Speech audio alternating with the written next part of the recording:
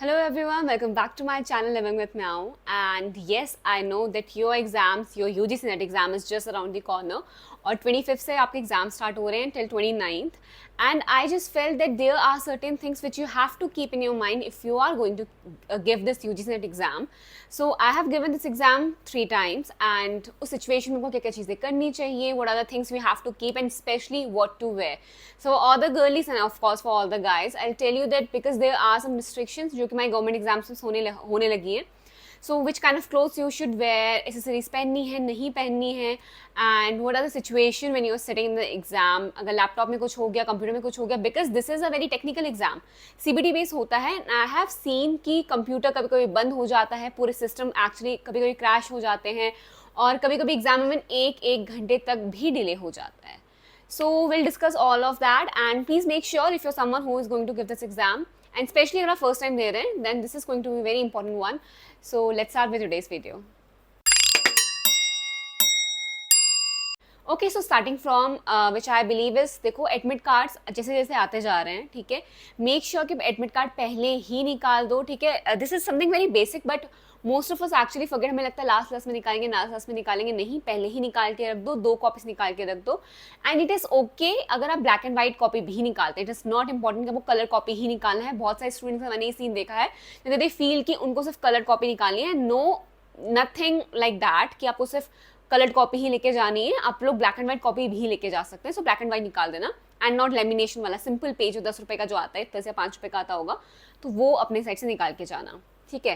And second thing जो मुझे लगती है इज वेरी इंपॉर्टेंट कि आपको पहले ही देखना है कि आपका सेंटर कहाँ है, ठीक है. नाउ कई लोग के सेंटर्स बहुत ही पास होते हैं, इवन जिस सिटी में वो रह रहे हैं वहीं है. But if you are someone कि आपका जो सेंटर है वो आपको 3-4 घंटे लगा रहा है, then I will suggest you कि प्लीज़ एक दिन पहले प्रायर चले जाना.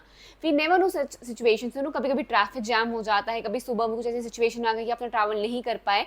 And I have seen students जिनका पेपर छूटा है due to that reason. Even I have seen stories जहाँ पे इवन लोगों को दिल्ली से लाइक नोएडा आना होता है एंड को मेट्रो में 2-3 घंटे लग जाते हैं, गेट बंद हो जाता है एंड ट्रस्ट मी कोई भी गेट ओपन नहीं करेगा, ठीक है. तो आप अगर ये सोच रहे हैं कि आप थोड़े से लेट हो जाएंगे and the gates will open, no, ऐसा नहीं होने वाला है. सो इसीलिए जस्ट मेक श्योर कि आप पहले ही टाइम से काफ़ी पहले पहुंच जाओ, 1 घंटा वहाँ पे बैठे रहो चाहे, बट पहले पहुंच जाना. और अगर आपका जो सिटी और आपका जो एग्जाम है, ठीक है, जो टेस्ट सेंटर है वो दूर है, तो एक दिन पहले चाहे चले जाओ, सेंटर के पास पे कहीं पे रहने लग जाओ, कोई रिलेटिव रहता है वहाँ रहने लग जाओ, बट एक दिन पहले चले जाओ टू बी सेफ. ओके, सो ये बहुत बेसिक चीज़ें हैं बट प्लीज़ इसका ध्यान रखना क्योंकि ये छोटी छोटी चीज़ आपके एग्जाम में हर्डल लेके आ सकती है. ऑल्सो मेक श्योर कि आप एडमिट कार्ड के नीचे एक डिस्क्रिप्शन और लिखे रहता है कि ये सारी चीज़ें चाहिए, ये सारी चीज़ें नहीं चाहिए. आधार कार्ड एक चाहिए होता है, ठीक है, तो आधार कार्ड लेके चले जाना, एडमिट कार्ड लेके चले जाना. पेन की जरूरत वैसे होती नहीं, वहाँ पे खुद आपको एक पेपर और पेन दिया जाता है एंड बट लेके जाना चाहते हो लेके चले जाना. कोई ट्रांसपेरेंट सी चीज़ में ही चीज़ें लेके जा सकते हो, लाइक वाटर बॉटल भी ट्रांसपेरेंट ही वो लोग अलाउ करते हैं. स्टेशनरी में भी जो स्टेशनरी किट होता है वो भी ट्रांसपेरेंट ही अलाउ करते हैं. सो या तो लेके ही मत जाना, ठीक है, 1-2 ऐसे कुछ हैंडी सा हाथ में लेके सामान के लेके जा सकते हो वो लेके जाओ, अदरवाइज कुछ लेके मत जाना. कैश अगर कैरी करो, कैश भी कैरी करना अवॉइड करना. जितना इंपॉर्टेंट है अगर तो वो 500 रुपये का एक नोट या 200 रुपये का एक नोट अपने पास रख लिया फॉर इमरजेंसी बेसिस, बिकॉज वो लोग क्या करते हैं सेंटर के ना बाहर पे उन्होंने एक एरिया बनाया होता है, वहाँ पे सारी चीज़ सबमिट करवाते हैं. Now it is a very very risky thing because आप वहाँ पे सिर्फ 10-20 रुपये देके अपना सामान रखवा रहे होते हैं, बट यू नेवर नो कोई चीज़ अगर चोरी भी हो जाएगी, you can't claim it. So I will suggest you कि अपना कोई भी इंपॉर्टेंट सामान लेके मत जाना. नाउ इसी में आपको मैं बताना चाहती हूँ that what to wear. Now specially for girls, हम लोग की बड़ी आदत होती है, हम लोग सोने के इयररिंग्स और नोज पेन ये सब डाला रहता है, तो वो नोज पेन पे टेप लगा देंगे, ठीक है. लाइक मेरी नोज पेन तभी भी सिंपल एक पेन थी, उस पर टेप लगा दिया था, वो लग पाता मैंने बाद में उतार दी थी क्योंकि नोज पेन पे कोई टेप लगाने का कोई मतलब नहीं है. इयररिंग्स मत पहन के जाना, इयररिंग्स वो लोग वहाँ पे निकलवा देते हैं, ठीक है. ब्रेसलेट्स नहीं, रिंग्स नहीं. सो अपने पास कोई भी ऐसे मतलब आप लोगों में भी आदत हो और ये सब कुछ हो कि हाँ मतलब हमें तो ब्रेसलेट पहनना है, हमें सब कुछ करना है, जस्ट मेक श्योर कि आप इस वो आदत को अभी यूज़ ना. उन 3 घंटों के लिए अपनी कोई भी जो भी एसेसरीज है, रिंग्स मत पहनना, रिस्ट में कोई वॉच नहीं होनी चाहिए, ब्रेसलेट कोई मत पहनो. इवन नोज पेन है, नोज पेन तो चलो रहने दो, अगर टेप लगाते भी हैं वो लगा देंगे, बाद में जाके निकाल सकते हो, ठीक है, निकाल देना.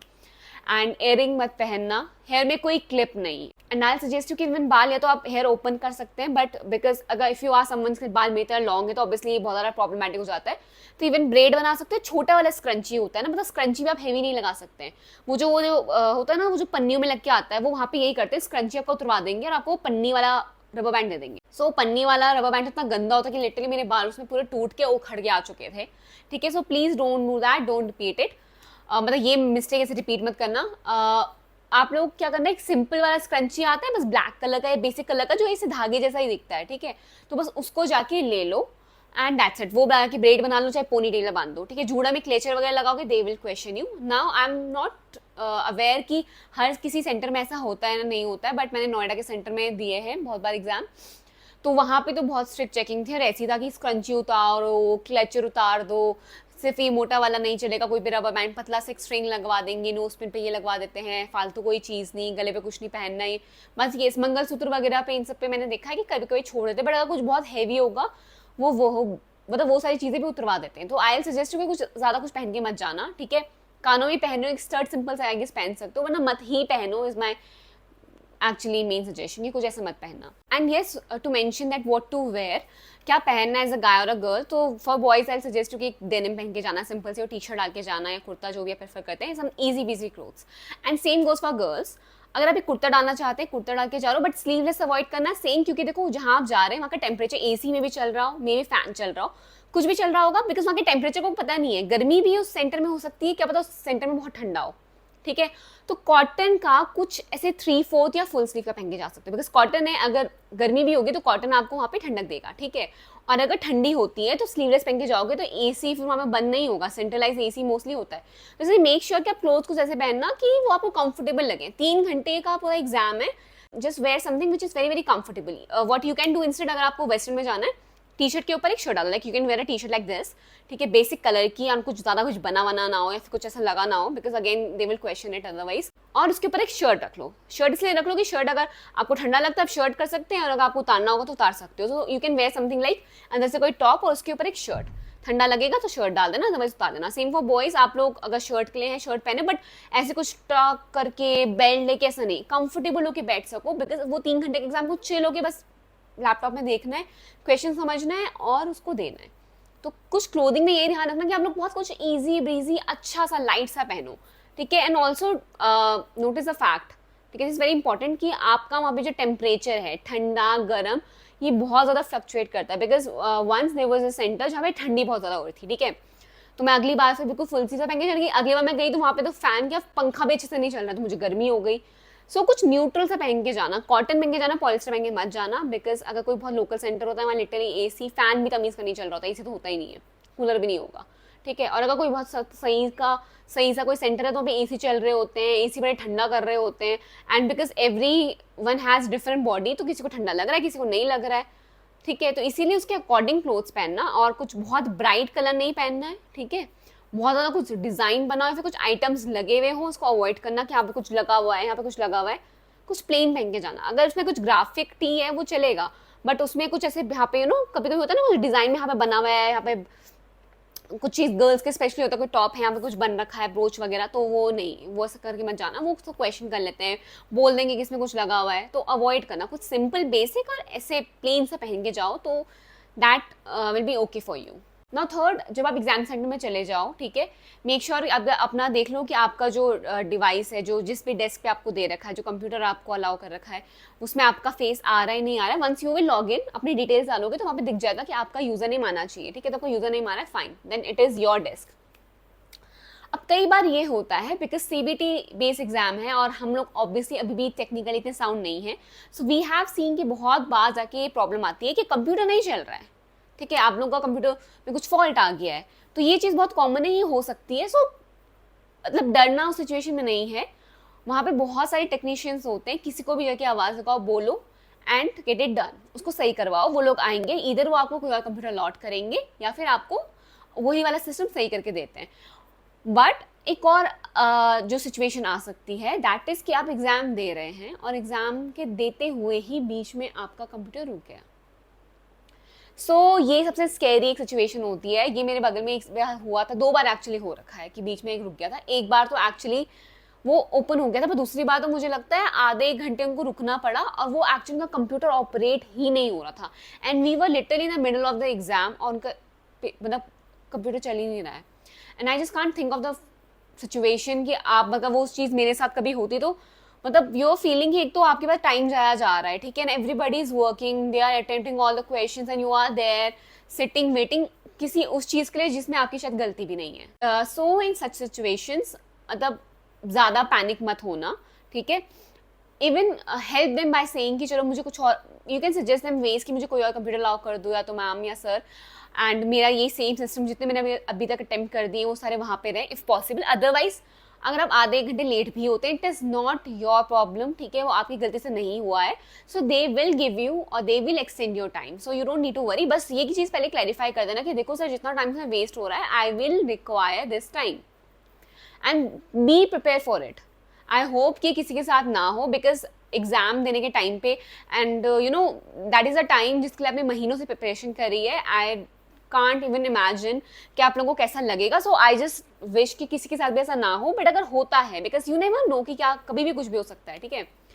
तो उस टाइम पे तो पैनिक होने की जरूरत नहीं है. अगर वो हो चुका है कोई नहीं, it's not your fault.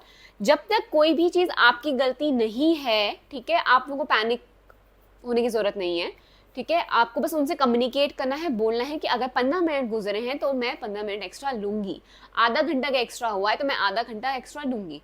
Just be clear about this. And ये एक चीज़ एक सिचुएशन हो सकती है. एंड यस, एग्जाम के टाइम में प्लीज़ बहुत ज़्यादा ना लास्ट क्लास में से नहीं करना कि वो मेरा ये छूट गया है, मेरा वो छूट गया है. बी काम. जितना पढ़ा था दैट इज इनफ. इवन मुझे लगता है पेपर के ना आधे घंटे पहले तक आप लोगों को कुछ नहीं पढ़ना है. मतलब आधे घंटे जब है ना, मतलब एग्जाम के लिए, तो कुछ मत सोचो, बस बी फ्री.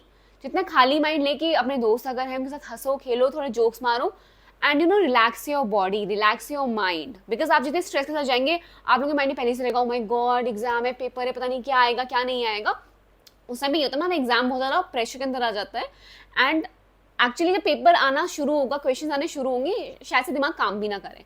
तो इट्स वेरी इंपॉर्टेंट कि आपका माइंड थोड़ा फ्री हो. तो जाओ तो लोगों से बस बात करो, अच्छा आप किस सब्जेक्ट के हैं और आप यहाँ से आए हैं. I have done that. I have actually, because बहुत ज़्यादा टाइम रहता था, जैसे सेंटर में जल्दी पहुँच गई, 1 घंटे पहले मेरी एंट्री हो गई है, तो मैं क्या करूँगी 1 घंटे बैठे बैठे. तो मैं अगल बगल लोगों से मतलब बात कर लेती थी कि अच्छा मैम आप ये कर रही हैं, आप ये कर रही हैं, दे लास्ट में व्हाट यू आर डूइंग, अच्छा हमने क्वालिफाई कर दिया है, जीआरएफ के लिए कर रही हैं, ठीक ना, मतलब ऐसे ऐसे करके ब्ला ब्ला करके आप थोड़ा सा माइंड को रिलैक्स करें, बातें करें, know them, simple as that. तो उस टाइम ये नहीं सोचना है कि ओहो प्रभु ये मतलब ये तो मेरा छूट गया, ओ माय गॉड, ये सब कुछ नहीं सोचना है. एंड ऑल्सो अब बस अपनी ना प्रिपरेशन पे ट्रस्ट करना, something very important. Just trust your preparation and feel कि आपने जितना करा है that is enough, very very enough. So please don't be scared. Just give your exam and you have done enough, you have learned enough, you have done everything you could in your power, ठीक है. So that's it. You're just good to go. All you have to do है, आपने जितना भी ज़्यादा चीज़ें पढ़ी हैं, जितना भी सब कुछ आपने इतने टाइम से, इतनी मेहनत से, इतना हार्ड वर्क से करा है, उसको बस आपको वहाँ पे क्लेम करना है, ठीक है. एंड वो ईजिली हो जाएगा, आपको बस स्ट्रेस नहीं लेना है, ठीक है. और आई ऑल्सो सजेस्ट कि जैसे 25 के बाद ना ये पेपरों के वो आने लग जाते हैं, रिव्यू पेपर टफ आ रहा है, पेपर ऐसे आ रहा है. अगर आपका पेपर तब तक नहीं हुआ है तो थोड़ा अवॉइड करना, ठीक है, बिकॉज उससे आपको थोड़ा प्रेशर फील हो सकता है. अगर आपके 29 को एग्जाम है, 20 को एग्जाम है, सब अपने पेपर के लिए पढ़ते रहो, उसकी प्रिपरेशन करते रहो. आई वोंट सजेस्ट यू कि आप जाके रिव्यू में देखें कि अरे आप इस वाले इसमें हमारा ये टफ आया था, ये ऐसा हुआ था. वो इवैल्यूएशन एग्जाम के बाद देखना है, एग्जाम से पहले मत देखना, ठीक है, बिकॉज इससे आपको बहुत ज़्यादा प्रेशर आ जाएगा. This is I am telling you from my very very personal experience. 3 बार एग्जाम दिया एंड आई कंप्लीटली अंडरस्टैंड कि what a student goes through.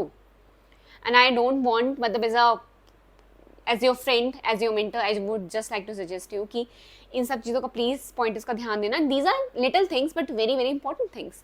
So yeah I really really wish you all the bestest of luck and keep that faith and patience and may God be with you and yeah, that's it.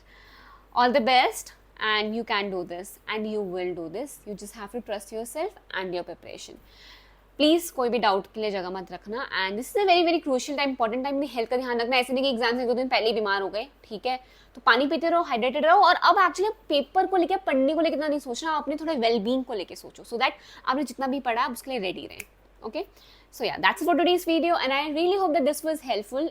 If it was helpful please like करो, share करो, subscribe करो अगर नहीं किया. And I know already आपने कर रखा है.